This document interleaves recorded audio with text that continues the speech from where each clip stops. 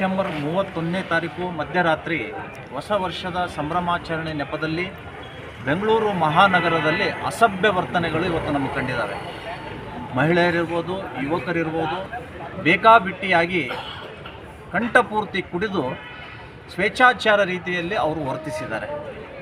ಇಂತಹ ಅಪಮಾನಕಾರಿಯಾದಂತಹ ಸನ್ನಿವೇಶಕ್ಕೆ ಇಲ್ಲಿಯ ಕರ್ನಾಟಕ ಸರ್ಕಾರ ಪರವಾನಗಿ ಕೊಟ್ಟದ್ದು ಅಕ್ಷಮ್ಯ ಅಪರಾಧ.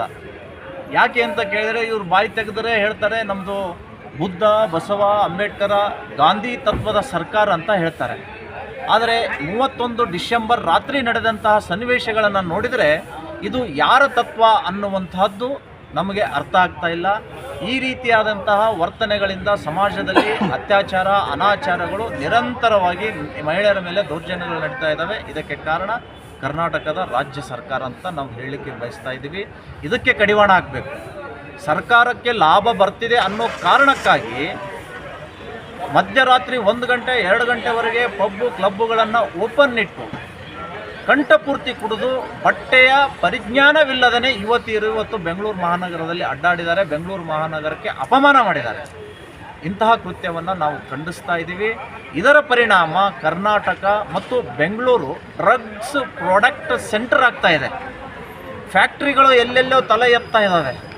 ಅದನ್ನು ಹಿಡಿಯುವುದಕ್ಕೆ ಮಹಾರಾಷ್ಟ್ರದ ಪೊಲೀಸರು ಬಂದು ಸೀಸ್ ಮಾಡಿ 50 ಕೋಟಿ ರೂಪಾಯಿ ಮೌಲ್ಯದ ಡ್ರಗ್ಸ್ ಅಂತ ಹೇಳಿದರೆ, ಇಲ್ಲಿಯ ಗೃಹ ಮಂತ್ರಿಗಳು ಮಾನ ಉಳಿಸ್ಕೊಳ್ಳಿಕ್ಕೆ 50 ಕೋಟಿ ಅಲ್ಲ ರೀ, 1,20,00,000 ಅಂತ ಸಬೂಬ್ ಕೊಡ್ತಾರೆ. ಅದು ಡ್ರಗ್ಸ್ 1 ಕೋಟಿನೇ ಇರಲಿ, 100 ಕೋಟಿನೇ ಇರಲಿ, ಅದು ಡ್ರಗ್ಸೇ. ಅದನ್ನು ಕಡಿವಾಣ ಹಾಕಲಿಕ್ಕೆ ಇಲ್ಲಿಯ ಸರ್ಕಾರ ಸಂಪೂರ್ಣವಾಗಿ ವಿಫಲಗೊಂಡಿದೆ. ಯಾಕೆ ಅಂತ ಕೇಳಿದರೆ, ಆ ಡ್ರಗ್ಸ್ ಫ್ಯಾಕ್ಟ್ರಿಗಳನ್ನು ಸೀಸ್ ಮಾಡಲಿಕ್ಕೆ ಪೊಲೀಸರು ಯಾಕೆ ಹಿಂಜರಿತಾ ಇದ್ದಾರೆ ಅಂದರೆ, ಡ್ರಗ್ಸ್ ಸಪ್ಲೈ ಮಾಡುವಂಥವರು Mallikarjun Shamanur minister, Zameer Ahmed minister, Priyanka Kharge minister ಆಪ್ತರೇ ಈ ಡ್ರಗ್ಸ್ ಸಪ್ಲೈ ಮಾಡೋದರಿಂದ ಇವತ್ತು ಅಂತಹ ಫ್ಯಾಕ್ಟ್ರಿಗಳನ್ನು ಮುಟ್ಟುಗೋಲು ಹಾಕಲಿಕ್ಕೆ, ಸೀಸ್ ಮಾಡಲಿಕ್ಕೆ ಪೊಲೀಸರಿಗೆ ಧೈರ್ಯ ಆಗ್ತಾ ಇಲ್ಲ. ಎಲ್ಲೋ ಮಿನಿಸ್ಟರ್ಗಳೇ ಈ ಡ್ರಗ್ಸ್ ಪ್ರಾಡಕ್ಟ್ಗಳಿಗೆ ಅವರ ಆಪ್ತರೇ ಈ ರಕ್ಷಣೆಯನ್ನು ಕೊಡ್ತಾ ಇದ್ದಾರೆ. ಇದು ಅತ್ಯಂತ ಶೋಚನೀಯ ಪರಿಸ್ಥಿತಿ ಕರ್ನಾಟಕಕ್ಕೆ ಬಂದಿದೆ. ಇದು ಉಗ್ರವಾಗಿ ನಾವು ಖಂಡಿಸ್ತಾ ಇದ್ದೀವಿ. ಎರಡನೇದ್ದು, 2017ರಲ್ಲಿ ಆಂದೋಲ ರಸ್ತೆ ಒತ್ತುವರಿ ತೆರವುಗೊಳಿಸುವ ಸಂದರ್ಭದಲ್ಲಿ 2 ಗುಂಪುಗಳ ಮಧ್ಯೆ ಗಲಾಟೆ ಆಗುತ್ತೆ. ಒಂದು ಮುಸ್ಲಿಂ ಕುಟುಂಬ, ಇನ್ನೊಂದು ಹಿಂದೂ ಕುಟುಂಬ. ಇಬ್ಬರೂ ಹೊಡೆದಾಡ್ಕೊಳ್ತಾರೆ. ಇಬ್ಬರೂ ಕಾಂಗ್ರೆಸ್ನವರೇ. ಇದರಲ್ಲಿ MIMನ ಆಗಿನ ಅಧ್ಯಕ್ಷ ವಾಹಜ್ ಅನ್ನುವಂತಹ ವ್ಯಕ್ತಿ ನಸರುದ್ದೀನ್ ಅನ್ನೋನಿಗೆ ಪ್ರಚೋದನೆ ಕೊಟ್ಟು ಈ ಹಲ್ಲೆಗೆ ಆಂದೋಲ ಸಿದ್ಧಲಿಂಗ ಸ್ವಾಮೀಜಿ ಕಾರಣ ಅಂತ ಹೇಳಿ ನನ್ನ ಮೇಲೆ 307 ಹಾಕಿ ಸುಮಾರು 1 ವಾರಗಳ ಕಾಲ ಬಂಧಿಸಿ ಜೈಲಿಗಟ್ಟಿದರು. 8 ವರ್ಷಗಳ ಕಾಲ ನಿರಂತರ ಹೋರಾಟ ಮಾಡಿದ್ವಿ. ನಮಗೆ ಜೈಲಿಗೆ ಕಳಿಸಿದ ಮೇಲೆ ನಮ್ಮ ಮಠಕ್ಕೆ ಈಗಿನ IGP ಅಲೋಕ್ ಕುಮಾರ್ ಭೇಟಿ ಕೊಡ್ತಾರೆ. ಯಾವ ಕಾನೂನಲ್ಲಿದೆ ಈ ಮಠಕ್ಕೆ ಭೇಟಿ ಕೊಡುವಂಥದ್ದು? ಒಬ್ಬ ಜಂಗಮ CPIನನ್ನು ಮಠದ ಒಳಗಡೆ ಕಳಿಸಿ, ನಿಮ್ಮ ಮಗ ಬರೇ ಬೆಂಕಿ ಹಚ್ಚೋ ಕೆಲಸ ಮಾಡ್ತಾನೆ, ನಮ್ಮ ಆಫೀಸರ್ ಬಂದಿದ್ದಾರೆ ಬನ್ನಿ ಅಂತೇಳಿ ಹೊರಗಡೆ ಕರ್ಕೊಂಡು ಬಂದು ಅಲೋಕ್ ಕುಮಾರ್ ಎದುರುಗಡೆ ನಿಲ್ಲಿಸ್ತಾರೆ. ಅಲೋಕ್ ಕುಮಾರ್ ಭಾಳ ದೊಡ್ಡದಾಗಿ ಹೇಳಿದ್ರು, ನಿಮ್ಮ ಮಗನಿಗೆ ಸರಿಯಾಗಿ ಬುದ್ಧಿ ಹೇಳೋಕ್ಕೆ ಬರೋದಿಲ್ವಾ ಅಂತ. ಹಾಗೆ ನಮ್ಮಲ್ಲೇ ಮಠಕ್ಕೆ ಬಂದು ಬುದ್ಧಿ ಹೇಳಿಕೆ ಬಂದಂಥ ವ್ಯಕ್ತಿ ಮುಂದೆ 1 ವರ್ಷದಲ್ಲಿ ಫೋನ್ ಕದ್ದಾಲಿಕೆ ಒಳಗೆ ಸಸ್ಪೆಂಡ್ ಆದರು, ಮನೆಯೊಳಗೆ ಕೂತ್ಕೊಂಡ್ರು.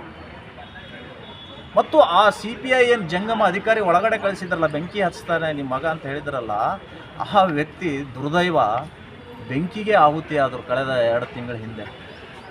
ಸುಳ್ಳು ಆರೋಪಗಳನ್ನು ಹೊರಿಸಿ ಕಾಂಗ್ರೆಸ್ ಸರ್ಕಾರಕ್ಕೆ ಮನವೊಲಿಸಲಿಕ್ಕೆ ಸಂತರನ್ನು, ಮಠಾಧೀಶರನ್ನು ಅಪಮಾನ ಮಾಡಿದರೆ ಅದರ ಶಾಪ ಯಾವತ್ತೂ ಕೂಡ ನಿಮಗೆ ತಟ್ಟದೇ ಇರೋದಿಲ್ಲ ಅನ್ನುವಂತಹ ಸಂದೇಶವನ್ನು ಕೊಡ್ತಾ ಇದ್ದೀನಿ. ಯಾರು ಅವಾಗ ಕಾಡಿದ್ರು, SDPI, Congress, Ramalinga Reddy home minister, MIM voice, ಇವರೆಲ್ಲರೂ ಸೇರಿ ನಮ್ಮನ್ನು ಜೈಲಿಗೆ ಕಳಿಸಿದರು. ಆದರೆ ಇವತ್ತು ಡಿಸೆಂಬರ್ 29ರಂದು ನ್ಯಾಯಾಲಯ ನಮ್ಮನ್ನು ಸೇರಿಸಿ 14 ಜನರನ್ನು दोष मुक्तरेंदु आदेशवन्न ಮಾಡಿದ್ದಾರೆ. सर, ये जो MIM के भेजे वो कौन गुलबर्गे वाले हैं?